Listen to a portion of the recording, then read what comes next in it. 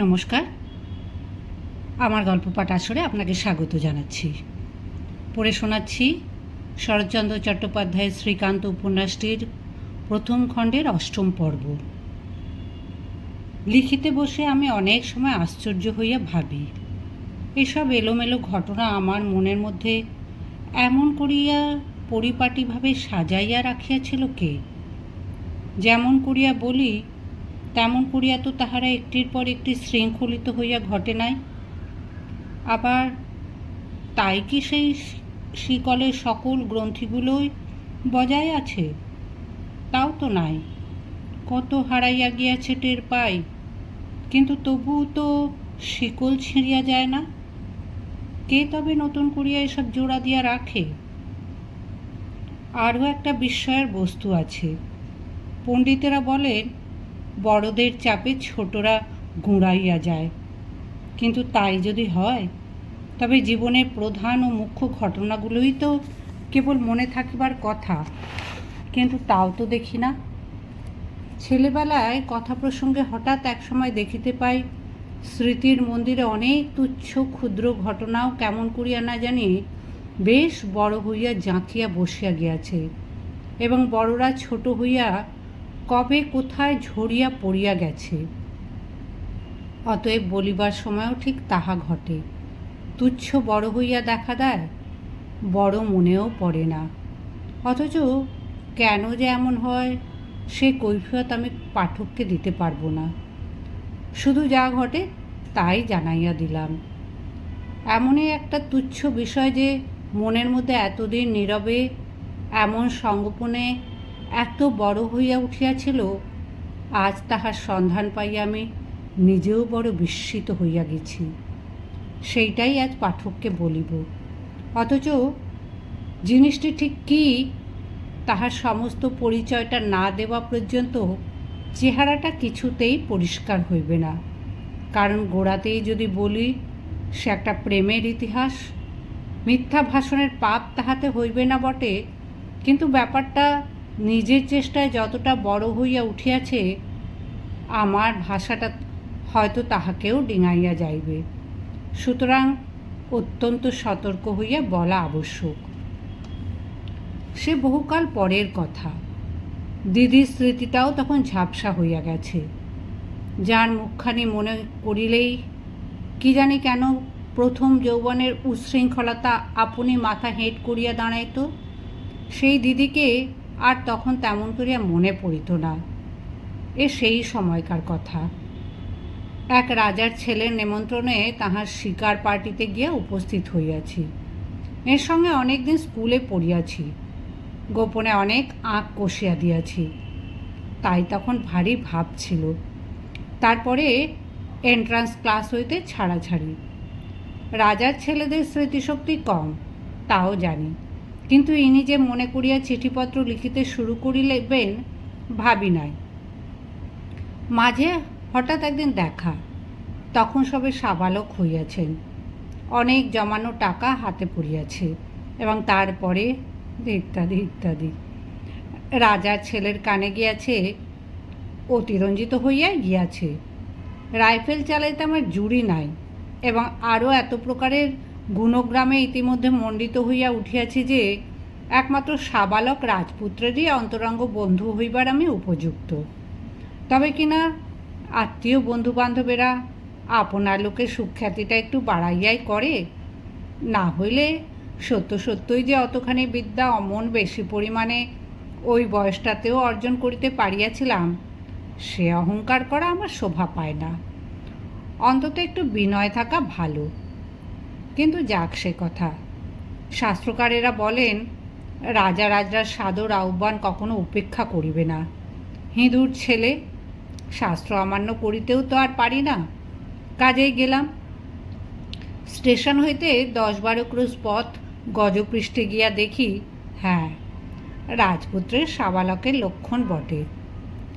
গোটা 5 তাঁবু পাড়িয়াছে, একটা তার নিজস্ব, একটা বন্ধুদের, একটা ভৃত্যদের, একটায় খাবার বন্দোবস্ত, আর একটা অমনি একটু দূরে, সেটা ভাগ করিয়া জন 2 বাইজি ও তাঁদের সাঙ্গপাঙ্গদের আড্ডা। তখন সন্ধ্যা উত্তীর্ণ হইয়াছে। রাজপুত্রের খাস কামরায় অনেকক্ষণ হইতেই যে সঙ্গীতের বৈঠক বসিয়াছে তাহা প্রবেশ মাত্রই টের পাইলাম। রাজপুত্র অত্যন্ত সমাদরে আমাকে গ্রহণ করিলেন, এমনকি আদরের আতিশয্যে দাঁড়াইবার আয়োজন করিয়া তিনি তাকিয়া ঠেস দিয়া শুইয়া পড়িলেন। বন্ধুবান্ধবেরা বিহ্বল কলকণ্ঠে সংবর্ধনা করিতে লাগিলেন। আমি সম্পূর্ণ অপরিচিত, কিন্তু সেটা তাহাদের যে অবস্থা তাহাতে অপরিচয়ের জন্য বাধে না। এই বাইজিটি পাটনা হইতে অনেক টাকা শর্তে 2 সপ্তাহের জন্য আসিয়াছেন। এইখানে রাজকুমার যে বিবেচনা এবং যে বিচক্ষণতার পরিচয় দিয়াছেন সে কথা স্বীকার করিতেই হইবে। বাইজি সুশ্রী, অতিশয় সুকণ্ঠ এবং গান গাহিতে জানেন। আমি প্রবেশ করিতেই গানটা থামিয়া গিয়াছিল।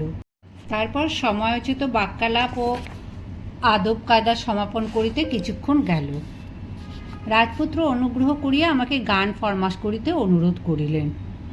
রাজাজ্ঞা শুনিয়া প্রথমটা অত্যন্ত কুণ্ঠিত হইয়া উঠিলাম, কিন্তু অল্প কিছুক্ষণেই বুঝিলাম এই সঙ্গীতের মজলিসে আমি যা হোক একটু ঝাপসা দেখি, আর সবাই ছুঁচোর মতো কানা।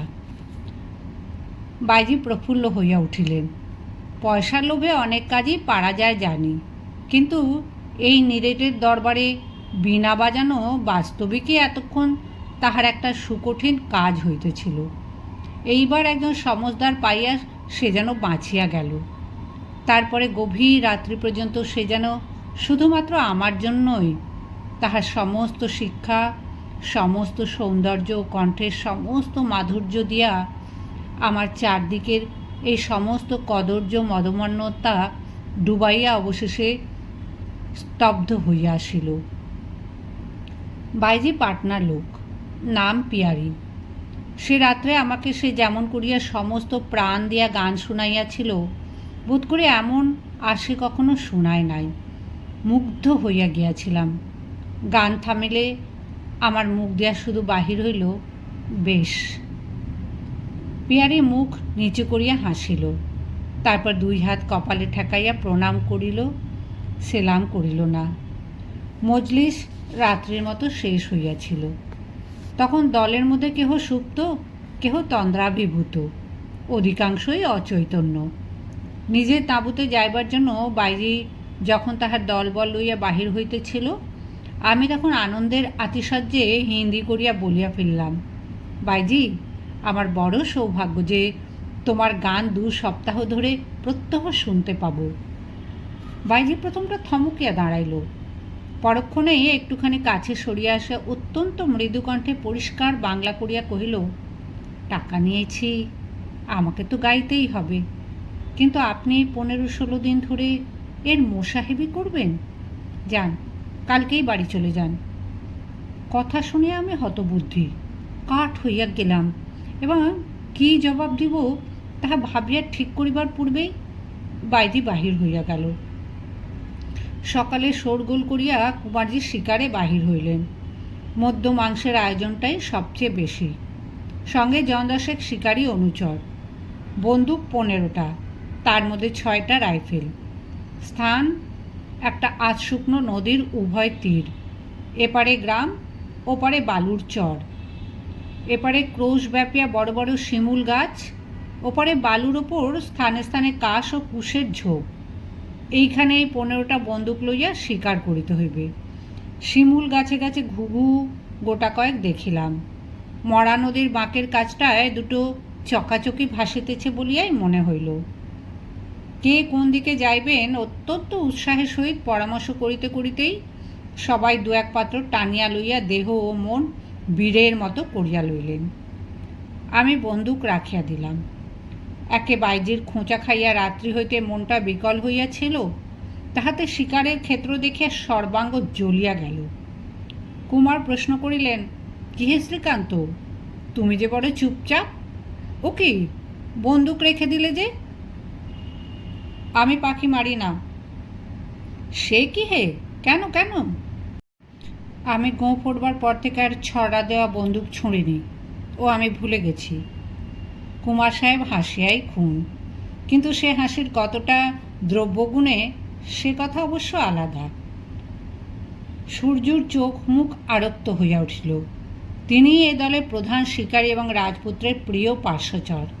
তাহার অব্যর্থ লক্ষ্যের খ্যাতি আমি আসিয়াই শুনিয়াছিলাম। রুষ্ট হইয়া কহিলেন, চিড়িয়া শিকার মে কুছ সরম হ্যাঁ? আমারও মেজাজ তো ভালো ছিল না, সুতরাং জবাব দিলাম, সবাইকার নেই হ্যাঁ, কিন্তু আমার হ্যাঁ। যাক, আমি তাঁবুতে ফিরিলাম। কুমার সাহেব, আমার শরীরটা ভালো নেই বলিয়া ফিরিলাম। ইহাতে কে হাসিল, কে চোখ ঘুরাইল, কে মুখ ভেঙাইল, তাহা চাহিয়াও দেখিলাম না। তখন সবেমাত্র তাঁবুতে ফিরিয়া ফরাসের ওপর চিত হইয়া পড়িয়াছি এবং আর এক পেয়ালা চা আদেশ করিয়া একটা সিগারেট ধরাইয়াছি। বেহারা আসিয়া সসম্ভ্রমে জানাইল, বাইজি একবার সাক্ষাৎ করিতে চায়। ঠিক এইটি আশাও করিতেছিলাম, আশঙ্কাও করিতেছিলাম। জিজ্ঞাসা করিলাম, কেন সাক্ষাৎ করিতে চায়? তা জানি নে। তুমি কে? আমি বাইজির খানসামা। তুমি বাঙালি? আগে হ্যাঁ, পরামানিক, নাম রতন। বাইজি হিন্দু? রতন হাসিয়া বলিল, নইলে থাকবো কেন বাবু? আমাকে সঙ্গে করিয়া আসিয়া তাঁবুর দরজা দেখাইয়া দিয়া রতন সরিয়া গেল। পর্দা তুলিয়া ভেতরে ঢুকিয়া দেখিলাম বাইজি একাকিনী প্রতীক্ষা করিয়া বসিয়া আছে। কাল রাত্রে পেশোয়াজ ও ওড়নায় ঠিক চিনিতে পারি নাই। আজ দেখিয়াই টের পাইলাম বাইজি যেই হোক, বাঙালির মেয়ে বটে। একখণ্ড মূল্যবান কার্পেটের ওপর গরদের শাড়ি পরিয়া বাইজি বসিয়া আছে। ভিজা এলো চুল পিঠের ওপর ছড়ানো, হাতের কাছে পানের সাজ সরঞ্জাম, সুমুখে গুড়গুড়ুতে তামাক সাজা। আমাকে দেখিয়া গাত্রোত্থান করিয়া হাসি মুখে সুমুখের আসনটা দেখাইয়া দিয়া কহিল, বসো, তোমার সুমুখে তামাকটা খাবো না আর। ওরে রতন, গুড়গুড়িটা নিয়ে যা। ও কি, দাঁড়িয়ে রইলে কেন, বসো না। রতন আসিয়া গুড়গুড়ি লইয়া গেল। বাইজি কহিল, তুমি তামাক খাও তাই জানি, কিন্তু দেব কিসে? অন্য জায়গায় যা করো তা করো, কিন্তু আমি জেনে শুনে আমার গুড়গুড়িটা তো আর তোমাকে দিতে পারিনি। আচ্ছা, চুরুট আনিয়ে দিচ্ছি। ওরে ও, থাক থাক, চুরুটে কাজ নেই, আমার পকেটেই আছে। আছে? বেশ, তাহলে ঠান্ডা হয়ে একটু বসো, ঢের কথা আছে। ভগবান কখন যে কার সঙ্গে দেখা করিয়ে দেন তা কেউ বলতে পারে না, স্বপ্নের অগোচর। শিকারে গিয়েছিলে, হঠাৎ ফিরে এলে যে? ভালো লাগলো না। না লাগবারই কথা। কি নিষ্ঠুর এই পুরুষ মানুষ জাতটা! অনর্থক জীব হত্যা করে কী আমোদ পায় তা তারাই জানে। বাবা ভালো আছেন? বাবা মারা গেছেন। মারা গেছেন? মা? তিনি আগেই গেছেন। ও, তাইতে বলিয়া বাইজি একটা দীর্ঘ নিঃশ্বাস ফেলিয়া আমার মুখপানে চাহিয়া রহিল। একবার মনে হইল তাহার চোখ দুটি যেন ছলছল করিয়া উঠিল, কিন্তু সে হয়তো আমার মনের ভুল। পরক্ষণেই যখন সে কথা কহিল, তখন আর ভুল রহিল না যে এই মুখরা নারীর চটুল ও পরিহাসলঘু কণ্ঠস্বর সত্য সত্যই মৃদু ও আর্দ্র হইয়া উঠিয়াছে। কহিল, তাহলে যত্ন করবার আর কেউ নেই বলো? পিসিমার ওখানেই আছো তো? নইলে আর থাকবেই বা কোথায়? বিয়ে হয়নি সে তো দেখতেই পাচ্ছি। পড়াশোনা করছো? না, তাও ওই সঙ্গে শেষ করে দিয়েছ। এতক্ষণ পর্যন্ত ইহার কৌতূহল এবং প্রশ্নমালা আমি যথাসাধ্য সহ্য করিয়া গিয়াছি, কিন্তু এই শেষ কথাটা কেমন যেন হঠাৎ অসহ্য হইয়া উঠিল। বিরক্ত এবং রুক্ষ কণ্ঠে বলিয়া উঠিলাম, আচ্ছা, কে তুমি? তোমাকে জীবনে কখনো দেখেছি বলেও তো মনে হয় না। আমার সম্বন্ধে এত কথা তুমি জানতে চাইছই বা কেন? আর জেনেই বা তোমার লাভ কি? বাইজি রাগ করিল না, হাসিল, কহিল, লাভ ক্ষতি কি সংসারের সব? মায়া মমতা ভালোবাসাটা কি কিছু নয়? আমার নাম পিয়ারি, কিন্তু আমার মুখ দেখেও যখন চিনতে পারলে না, তখন ছেলেবেলার ডাকনাম শুনে কি আমাকে চিনতে পারবে? তাছাড়া আমি তোমাদের ও গ্রামের মেয়েও নই। আচ্ছা, তোমাদের বাড়ি কোথায় বলো? না, সে আমি বলবো না। তবে তোমার বাবার নাম কি বলো? বাইজি জিভ কাটিয়া বলিল, তিনি স্বর্গে গেছেন। ছি ছি, তার নাম কি আর এ মুখে উচ্চারণ করতে পারি? আমি অধীর হইয়া উঠিলাম। বলিলাম, তা যদি না পারো, আমাকে চিনলে কি করে? সে কথা বোধহয় উচ্চারণ করতে দোষ হবে না। পিয়ারি আমার মনের ভাব লক্ষ্য করিয়া আবার মুখ টিপিয়া হাসিল। কহিল, না, তাতে দোষ নাই, কিন্তু সে কি তুমি বিশ্বাস করতে পারবে? বলেই দেখো না। পিয়ারি কহিল, তোমাকে চিনেছিলাম ঠাকুর দুর্বুদ্ধির তাড়ায়, আর কিসে। তুমি যত চোখের জল আমার ফেলেছিলে, ভাগ্যে সূর্যদেব তা শুকিয়ে নিয়েছেন, নইলে চোখের জলের একটা পুকুর হয়ে থাকতো। বলি, বিশ্বাস করতে পারো কি? সত্যই বিশ্বাস করিতে পারিলাম না, কিন্তু সে আমারই ভুল। তখন কিছুতেই মনে পড়িল না যে পিয়ারির ঠোঁটের গঠনেই এইরূপ, যেন সব কথাই সে তামাশা করিয়া বলিতেছে এবং মনে মনে হাসিতেছে। আমি চুপ করিয়া রহিলাম। সেও কিছুক্ষণ চুপ করিয়া থাকিয়া এবার সত্য সত্যই হাসিয়া উঠিল। কিন্তু এতক্ষণে কেমন করিয়া জানি না, আমার সহসা মনে হইল সে নিজের লজ্জিত অবস্থা যেন সামলাইয়া ফেলিল। সহাস্যে কহিল, না ঠাকুর, তোমাকে যত বোকা ভেবেছিলাম তুমি তা নাও। এই যে আমার একটা বলার ভঙ্গি, তা তুমি ঠিক ধরেছ। কিন্তু তাও বলি, তোমার চেয়ে অনেক বুদ্ধিমানও আমার এই কথাটায় অবিশ্বাস করতে পারেনি। তা এতই যদি বুদ্ধিমান, মোসাহেবি ব্যবসাটা ধরা হলো কেন? এই চাকরি তো তোমাদের মতো মানুষ দিয়ে হয় না। যাও, চটপট সরে পড়ো। ক্রোধে সর্বাঙ্গ জ্বলিয়া গেল, কিন্তু প্রকাশ পাইতে দিলাম না। সহজভাবে বলিলাম, চাকরি যতদিন হয় ততদিনই ভালো, বসে না থাকি বেগার খাটি, জানো তো। আচ্ছা, এখন উঠি, বাড়ির লোক হয়তো বা কিছু মনে করে বসবে। পিয়ারি কহিল, করলে সে তো তোমার সৌভাগ্য ঠাকুর, এ কি আর একটা আফসোসের কথা? উত্তর না দিয়া যখন আমি দ্বারের কাছে আসিয়া পড়িয়াছি, তখন সে অকস্মাৎ হাসির লহর তুলিয়া বলিয়া উঠিল, কিন্তু দেখো ভাই, আমার সেই চোখের জলের গল্পটা যেন ভুলে যেও না। বন্ধু মহলে কুমার সাহেবের দরবারে প্রকাশ করলে চাই কি তোমার নসিবটাই হয়তো ফিরে যেতে পারে। আমি নিরুত্তরে বাহির হইয়া পড়িলাম, কিন্তু এই নির্লজ্জার হাসি এবং কদর্য পরিহাস আমার সর্বাঙ্গ ব্যাপিয়া যেন বিছার কামড়ের মতো জ্বলিতে লাগিল। সস্থানে আসিয়া এক পেলা চা খাইয়া চুরুট ধরাইয়া মাথা যথাসম্ভব ঠান্ডা করিয়া ভাবিতে লাগিলাম। কে? আমার 5 বছর বয়সের ঘটনা পর্যন্ত আমি স্পষ্ট মনে করিতে পারি, কিন্তু অতীতের মধ্যে যতদূর দৃষ্টি যায় ততদূর পর্যন্ত তন্ন তন্ন করিয়া দেখিলাম কোথাও এই পিয়ারিকে খুঁজিয়া পাইলাম না। অথচ এ আমাকে বেশ চেনে, পিসিমার কথা পর্যন্ত জানে। আমি যে দরিদ্র, ইহাও তাহার অবিদিত নহে। সুতরাং আর কোনো অভিসন্ধি থাকিতেই পারে না।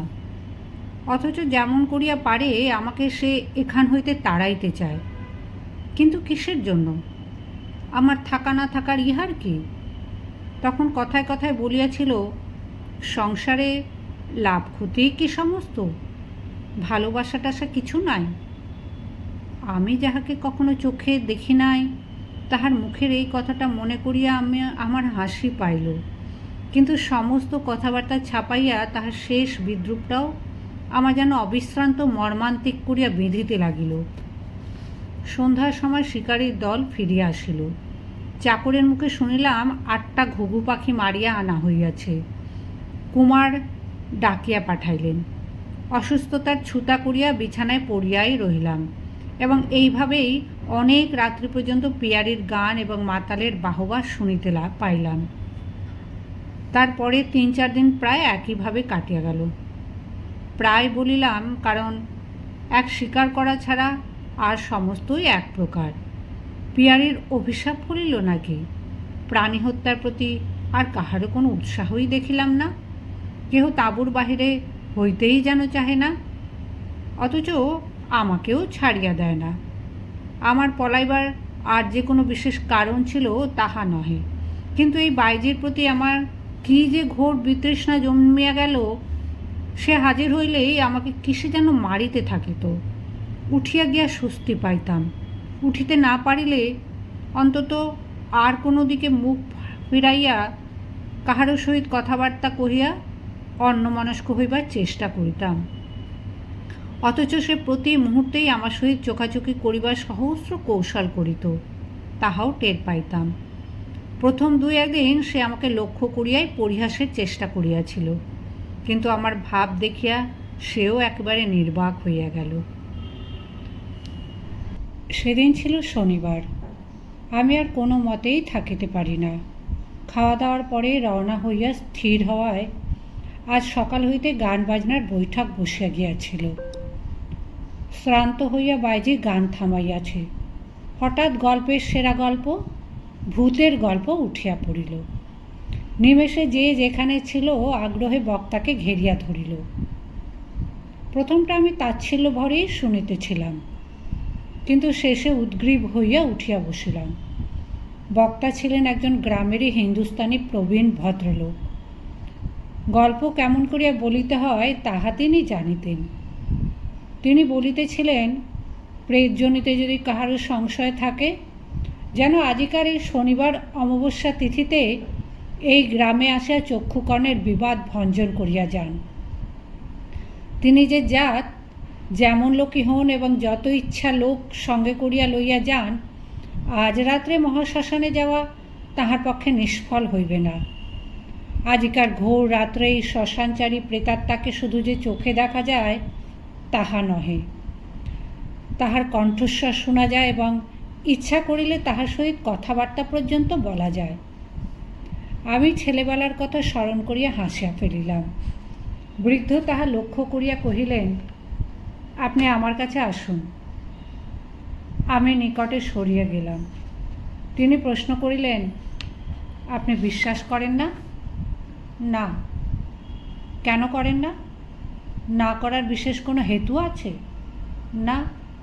তবে এই গ্রামেই এমন 2-1 সিদ্ধ সাধক আছে যারা চোখে দেখেছেন, তবুও যে আপনারা বিশ্বাস করেন না, মুখের ওপর হাসেন, সে শুধু 2 পাতা ইংরাজি পড়ার ফল। বিশেষত বাঙালিরা তো নাস্তিক, ম্লেচ্ছ। কি কথায় কি কথা আসিয়া পড়িল, দেখিয়া আমি অবাক হইয়া গেলাম। বলিলাম, দেখুন, এ সম্বন্ধে আমি তর্ক করতে চাই না। আমার বিশ্বাস আমার কাছে। আমি নাস্তিকই হই, ম্লেচ্ছই হই, ভূত মানি নেই। যারা চোখে দেখেছেন বলেন, হয় তাঁরা ঠকেছেন, না হয় তারা মিথ্যাবাদী, এই আমার ধারণা।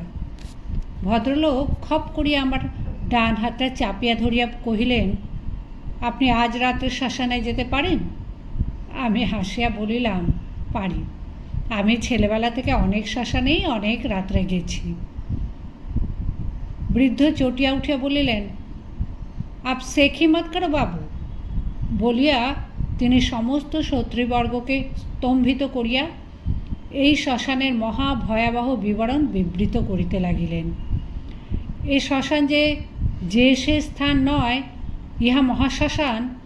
এখানে সহস্র নরমুণ্ডু গনিয়া লইতে পারা যায়। এ শ্মশানে মহাভৈরবী তাঁর সাঙ্গপাঙ্গ লইয়া প্রত্যহ রাত্রে নরমুণ্ডের গেন্ডুয়া খেলিয়া নৃত্য করিয়া বিচরণ করেন। তাহাদের খলখল হাসির বিকট শব্দে কতবার কত অবিশ্বাসী ইংরাজ জজ ম্যাজিস্ট্রেটেরও হৃদস্পন্দন থামিয়া গিয়াছে। এমনই সব লোমহর্ষণ কাহিনী এমন করিয়াই বলিতে লাগলেন যে এত লোকের মধ্যে দিনের বেলা তাঁবুর ভেতরে বসিয়া থাকিয়াও অনেকের মাথার চুল পর্যন্ত খাড়া হইয়া উঠিল।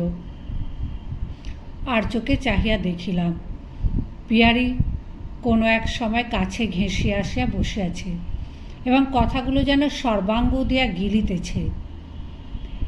এইরূপে এই মহাশ্মশানের ইতিহাস যখন শেষ হইল, তখন বক্তা গর্ব ভরে আমার প্রতি কটাক্ষ হানিয়া প্রশ্ন করিলেন, ক্যা হুয়া বাবু সাহেব, আপ জায়গা? জায়গা বই কি, जाएगा? अच्छा, आपको खुशी? প্রাণ জানে সে। আমি হাসিয়া বলিলাম, না বাবুজি না, প্রাণ গেলেও তোমাকে দোষ দেওয়া হবে না, তোমার ভয় নেই। কিন্তু অজানা জায়গায় আমি তো শুধু হাতে যাব না, বন্দুক নিয়ে যাব। তখন আলোচনাটা একটু অতিমাত্রায় খড় হইয়া উঠিল দেখিয়া আমি উঠিয়া গেলাম। আমি পাখি মারিতে পারি না, কিন্তু বন্দুকের গুলিতে ভূত মারিতে পারি। বাঙালিরা ইংরাজি পড়িয়া হিন্দু শাস্ত্র মানে না, তাহারা মুরগি খায়, তাহারা মুখে যত বড়াই করুক, কার্যকালে ভাগিয়া যায়, তাহাদিগকে তাড়া দিলেই তাহাদের দাঁত কপাটি লাগে, এই প্রকারের সমালোচনা চলিতে লাগিল। অর্থাৎ যে সকল সূক্ষ্ম যুক্তিতর্কের অবতারণা করিলে আমাদের রাজা রাজরাদের আনন্দদয় হয় এবং আমাদের মস্তিষ্ককে অতিক্রম করিয়া যায় না, অর্থাৎ তাহারাও দুকথা কহিতে পারেন, সেই সব কথাবার্তা। ইহাদের দলে একটিমাত্র লোক ছিল, যে স্বীকার করিয়াছিল সে স্বীকার করিতে জানে না, এবং কথাটাও সে সচরাচর একটু কম কহিত এবং মদও একটু কম করিয়া খাইত। তাহার নাম পুরুষোত্তম। সে সন্ধ্যার সময় আসিয়া আমাকে ধরিল, সঙ্গে যাইবে, কারণ ইতিপূর্বে সেও কোনো দিন ভূত দেখে নাই। অতএব আজ যদি এমন সুবিধা ঘটিয়াছে তবে ত্যাগ করিবে না বলিয়া খুব হাসিতে লাগিল। জিজ্ঞাসা করিলাম, তুমি কি ভূত মানো না? হ্যাঁ, একেবারে না। কেন মানো না? মানি না, নেই বলে। এই বলিয়া সে প্রচলিত তর্ক তুলিয়া বারংবার অস্বীকার করিতে লাগিল। আমি কিন্তু অত সহজে সঙ্গে লইতে স্বীকার করিলাম না, কারণ বহুদিনের অভিজ্ঞতায় জানিয়াছিলাম এ সকল যুক্তিতর্কের ব্যাপার নয়, সংস্কার। বুদ্ধি দিয়া যাহারা একেবারেই মানে না, তাহারাও ভয়ের জায়গায় আসিয়া পড়িলে ভয় মূর্ছা যায়। পুরুষোত্তম কিন্তু নাছোড়বান্দা। সে মালকোঁচা মারিয়া পাকা বাঁশের লাঠি ঘাড়ে ফেলিয়া কহিল, শ্রীকান্তবাবু, আপনার ইচ্ছা হয় বন্দুক নিন, কিন্তু আমার হাতে লাঠি থাকতে ভূতই বলো আর প্রেতই বলো, কাউকে কাছে ঘেঁষতে দেব না। কিন্তু সময় লাঠি হাতে থাকবে তো? ঠিক থাকবে বাবু, আপনি তখন দেখে নেবেন। এক ক্রোশ পথ, রাত্রি 11টার মধ্যেই রওনা হওয়া চাই। দেখিলাম তাহার আগ্রহটা যেন একটু অতিরিক্ত। যাত্রা করিতে তখনও ঘণ্টাখানেক বিলম্ব আছে। আমি তাঁবুর বাহিরে পায়চারি করিয়া এই ব্যাপারটি মনে মনে আন্দোলন করিয়া দেখিতেছিলাম, জিনিসটা সম্ভবত কি হইতে পারে। এ সকল বিষয়ে আমি যে লোকের শিষ্য, তাহাতে ভূতের ভয়টা আর ছিল না। ছেলেবেলার কথা মনে পড়ে। সেই একটি রাত্রে যখন ইন্দ্র কহিয়াছিল, শ্রীকান্ত মনে মনে রাম নাম কর, ছেলেটি আমার পেছনে বসিয়া আছে, সেই দিনই শুধু ভয় চৈতন্য হারাইয়াছিলাম, আর না। সুতরাং সে ভয় ছিল না। কিন্তু আজিকার গল্পটা যদি সত্য হয়, তাহা হইলে এটাই বাকি। ইন্দ্র নিজে ভূত বিশ্বাস করিত, কিন্তু সেও কখনো চোখে দেখে নাই। আমি নিজেও মনে মনে যত অবিশ্বাসী করি, স্থান এবং কাল মাহাত্মে গা ছমছম যে না করিত তাহা নহে। সহসা সম্মুখের এই দুর্ভেদ্য অমাবস্যার অন্ধকারের পানে চাহিয়া আমার আর একটা অমারজনের কথা মনে পড়িয়া গেল। সেদিনটাও এমনি শনিবারই ছিল। বৎসর 5-6 পূর্বে আমাদের প্রতিবেশিনী হতভাগিনী নীরু দিদি বাল বিধবা হইয়াও যখন সূতিকা রোগে আক্রান্ত হইয়া 6 মাস ভুগিয়া ভুগিয়া মরেন, তখন সেই মৃত্যুশয্যার পাশে আমি ছাড়া আর কেহ ছিল না। বাগানের মধ্যে একখানি মাটির ঘরে তিনি একাকিনী বাস করিতেন।